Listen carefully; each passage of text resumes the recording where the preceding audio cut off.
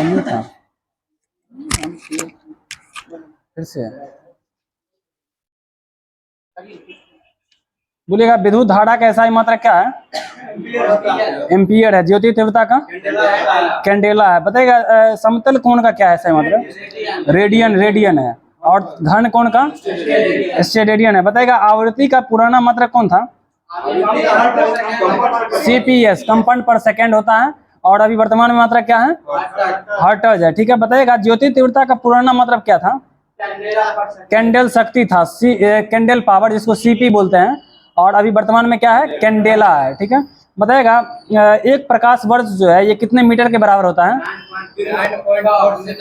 सही है, 9.46 into 10⁻15 metre के इक्वल होता है। और एक पारसेक कितने के मीटर के बराबर होता है?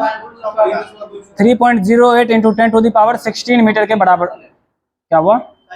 3.08 इंटू 10⁻16 मीटर के बराबर होता है। बताइए दूरी मात्रा का मापने की सबसे बड़ी इकाई कौन सी है? पारसेक होगी। सही है, दूरी मापने की सबसे बड़ी इकाई पारसेक है। बताएगा एक न्यूटन कितने डाइन के बराबर होता है? 10⁵ डाइन के बराबर होता है। और एक जूल कितने अर्ग के बराबर होता है?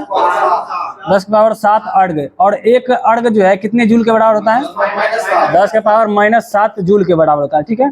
बताएगा टेरा का वैल्यू कितना होता है? टेरा 10⁻12 होता है। इसका बताएगा फेम्टो का वैल्यू कितना होता है? फेम्टो 10⁻−15 होता है। ठीक है। इसका बताइए मिली का वैल्यू 10⁻−3 होगा। ठीक है। मेगा का वैल्यू बताइए 10⁻6 होगा। ठीक है।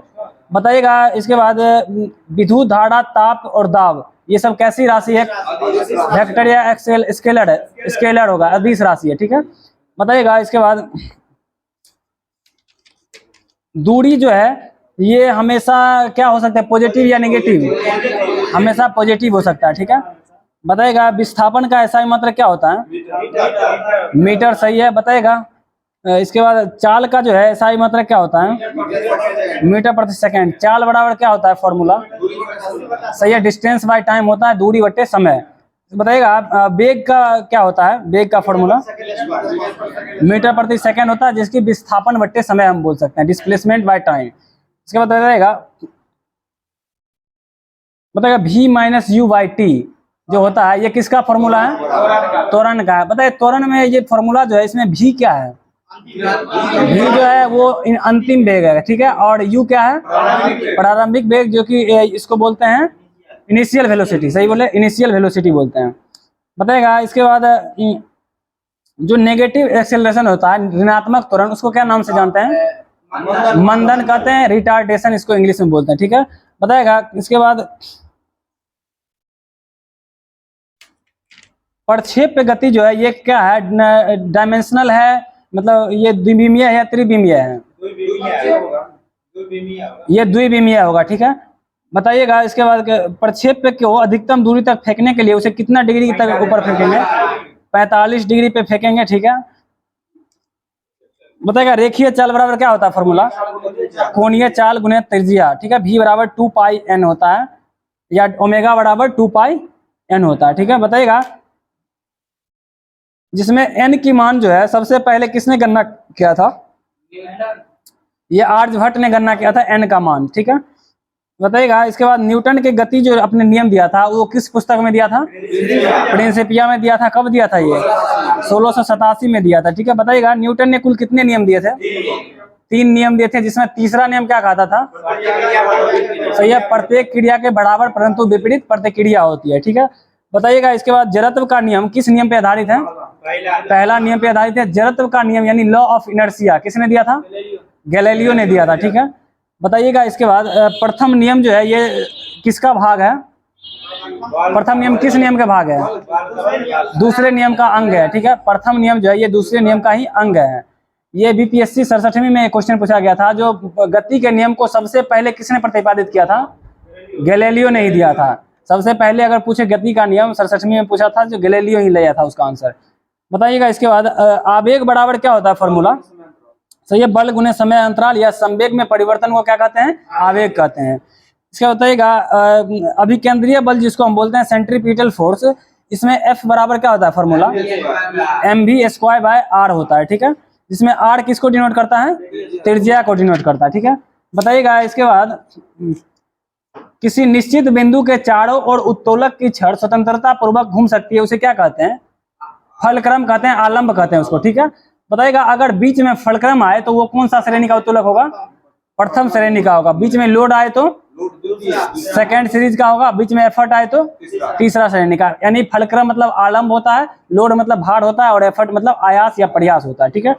बताएगा काइनेटिक एनर्जी जो है, गतिज ऊर्जा, इसमें फॉर्मूला क्या होता है? के ई बराबर हाफ mv² होता है। और पोटेंशियल एनर्जी में क्या होता है? mgh। बताएगा इसमें जी किसको डिनोट करता है?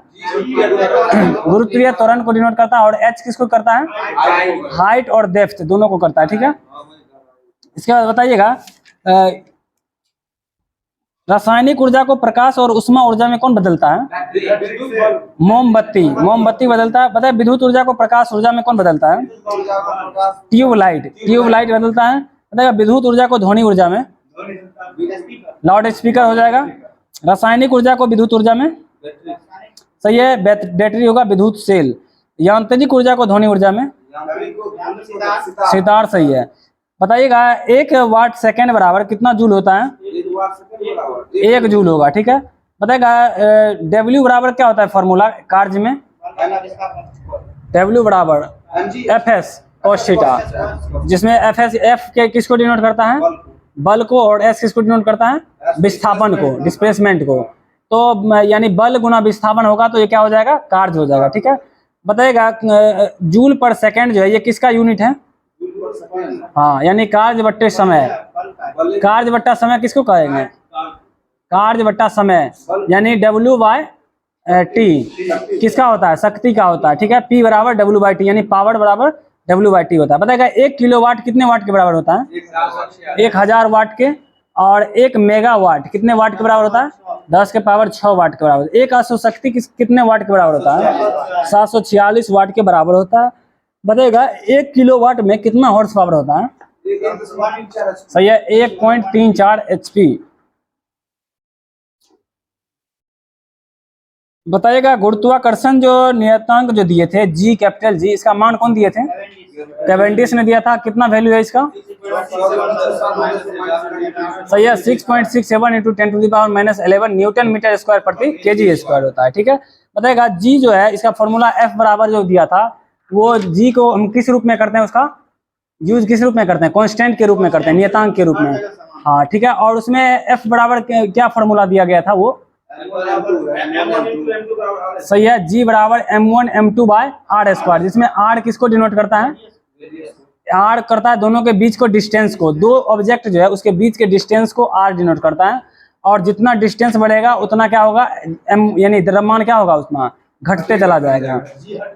हाँ, इसके बाद बताइएगा सार्वत्रिक गुरुत्वाकर्षण का मान दिया था कैवेंडिश, सही है। बताइए कब दिया था? ये 1788 में दिया था, ठीक है। बताइए स्मॉल g का वैल्यू कितना होता है?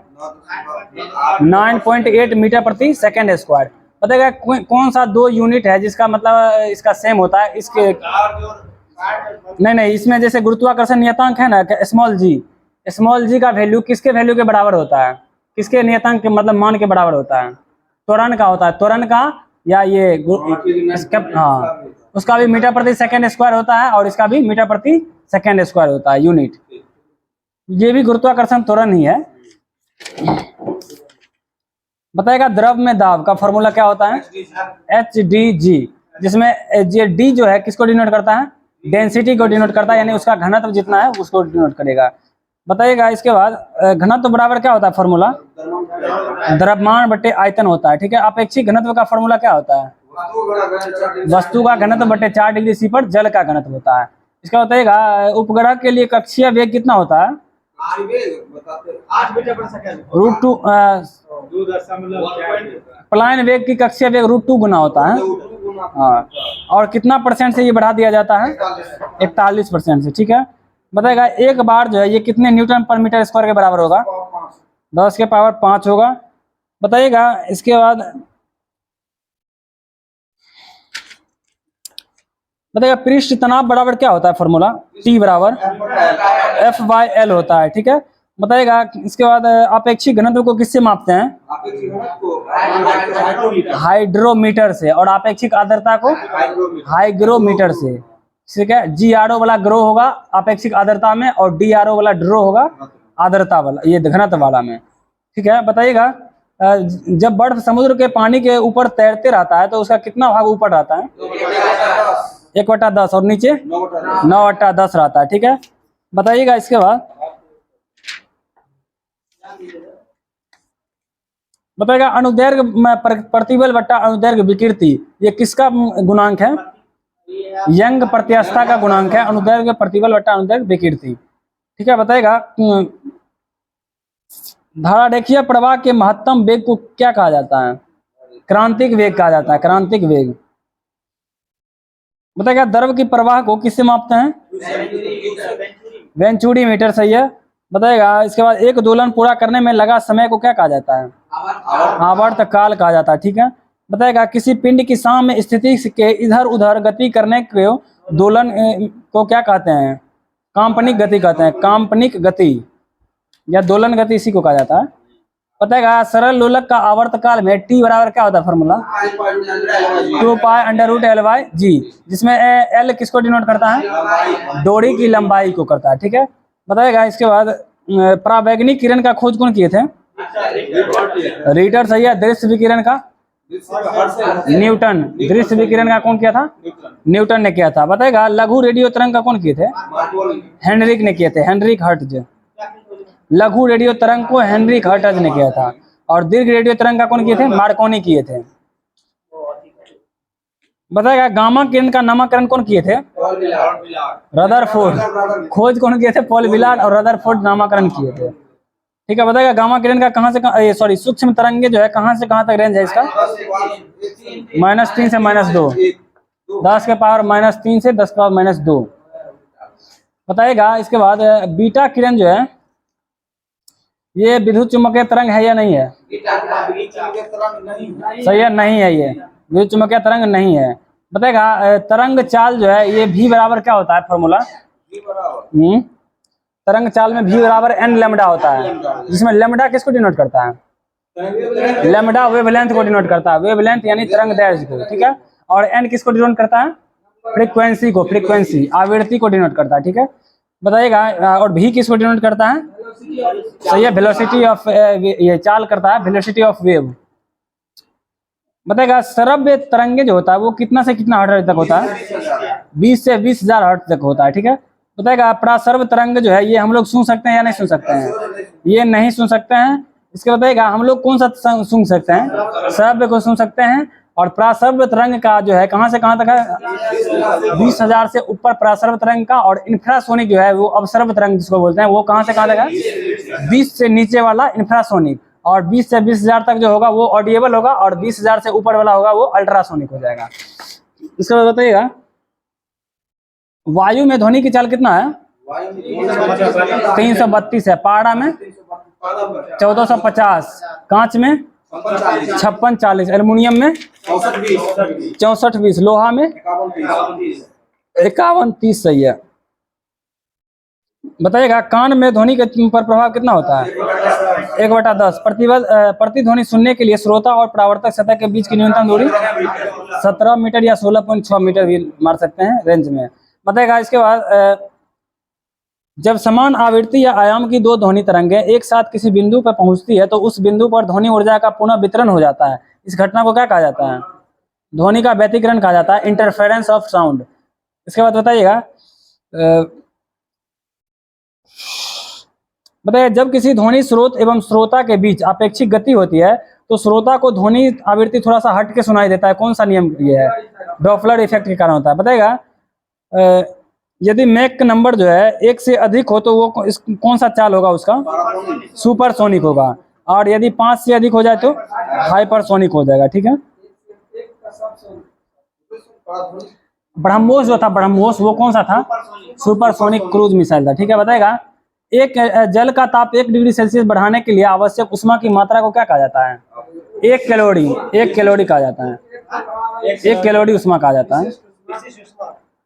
इसमें लिखा हुआ 1 कैलोरी। बताएगा एक BTHU यानी ब्रिटिश थर्मल यूनिट कितने कैलोरी के बराबर होता है? 252 कैलोरी के बराबर। बताइए 1 कैलोरी कितने जूल के बराबर होता है? 4.186। 1 किलो कैलोरी कितने जूल के बराबर होता है? 1000 जूल। इसी को पॉइंट हटा दीजिए ना, पॉइंट हटा दीजिए। 4186 जूल के बराबर या 1000 कैलोरी के बराबर होता है। ठीक है, बताइएगा इसमें पैमाने के बारे में, टेम्परेचर में हम पूछ रहे हैं। सेल्सियस और फ़ारेनहाइट दो में ही बताना है पैमाना कैसे होगा इसका बराबर। हाँ सही है, C/100 बराबर F-32/180। ठीक है, या C/5 बराबर F-32/9 होगा। ठीक है, काट के उसको जाता। हाँ बताएगा पारा थर्मामीटर का आविष्कार कौन किए थे? फ़ारेनहाइट। बताए पारा कितना डिग्री सेल्सियस पर जमता है? -39 डिग्री से। अल्कोहल का कितने पे जमता है? -115 पे। बताएगा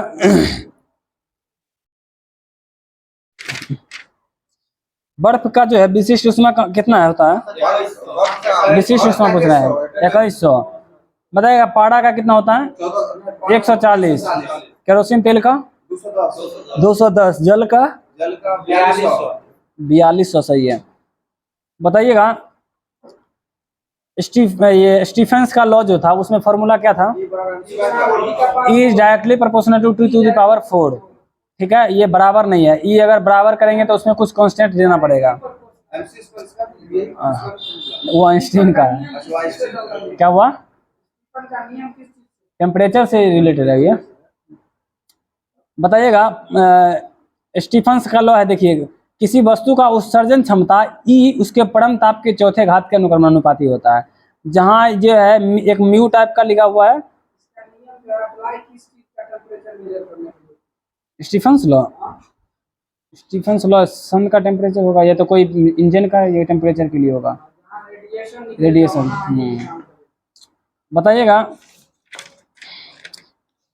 ठोस में जो ऊष्मा का जो होता है वो किसके विधि द्वारा होता है? परावर्तन चालन होता है। द्रव और गैस में संवहन। पृथ्वी किसके कारण गर्म होता है? संवहन के कारण गर्म होता है। ठीक है, और जो ये ऊष्मा जो पहुंचता है यहाँ पे ये किसके द्वारा? रेडिएशन के कारण, विकिरण के द्वारा। ठीक है, बताएगा प्रकाश का तरंगदैर्घ्य कहाँ से कहाँ तक होता है? 3900 से 7800। बताएगा प्रकाश के कणिका मॉडल को किसने प्रस्तुत किया था सबसे पहले? प्रकाश के कणिका मॉडल को डेकार्ते ने प्रस्तुत किया था 1637 में। और इस नियम को व्युत्पन्न किया कौन किया था? स्नेल्स किया था। मतलब स्नेल का लॉ क्या था बताइए तो? सही है, म्यू बराबर साइन आई बटे साइन आर, जिसमें साइन आई जो है वो क्या था? रेयर मीडियम या डेंसर मीडियम का था। वो रेयर मीडियम का आई था और डेंसर मीडियम का आर था। ठीक है, बताइएगा इसके बाद